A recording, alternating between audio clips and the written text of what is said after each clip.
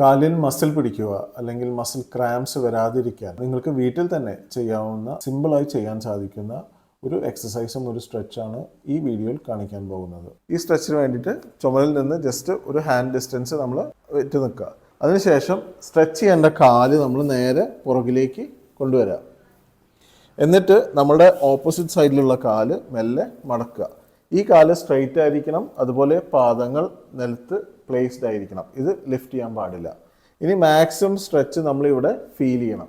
ഇങ്ങനെ ഒരു 10 മുതൽ 15 സെക്കൻഡ് വരെ ഹോൾഡ് ചെയ്യുക. അതിനുശേഷം മെല്ലെ ഓപ്പോസിറ്റ് സൈഡിലുള്ള കാലും ഇതുപോലെ സ്ട്രെച്ച് ചെയ്യുക.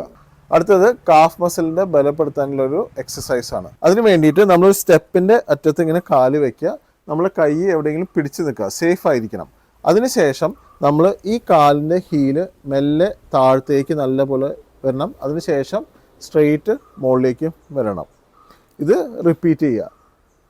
ഇങ്ങനെ ഒരു 10 പ്രാവശ്യം നമ്മൾ ഒരു സെറ്റായിട്ട് ചെയ്ത് 3 സെറ്റ് വീതം ചെയ്യാവുന്നതാണ്. പ്രായമായവർ രാത്രി കിടന്നുറങ്ങുന്നതിൻ്റെ മുന്നേ ഇങ്ങനെ ഒരു ബാം കാലിൻ്റെ അടിയിൽ പുരട്ടിയിട്ട് അതിൻ്റെ മുകളിൽ സോക്സ് ഇടുന്നതും നല്ലതാണ്. ഇതിനോടൊപ്പം തന്നെ ഹൈഡ്രേഷൻ, വെള്ളം കുടിക്കാൻ ശ്രദ്ധിക്കുക, സമീകൃതമായിട്ടുള്ള ആഹാരം, ബാലൻസ്ഡ് ഡയറ്റ്, നടത്തം, മൊബിലിറ്റിക്ക് വേണ്ടിയിട്ട്, അതായത് നിങ്ങളുടെ ഡൈജഷൻ കറക്റ്റ് അല്ലേ എന്ന് ഉറപ്പുവരുത്തണം. കാലിൽ മസിൽ പിടിച്ചാൽ എന്താ ചെയ്യേണ്ടതെന്ന് കഴിഞ്ഞ 2 വീഡിയോസിൽ പറഞ്ഞിട്ടുണ്ട്. ആ വീഡിയോകൾ കാണാൻ മറക്കണ്ട. ഈ വീഡിയോ എല്ലാവർക്കും ഷെയർ ചെയ്യുക.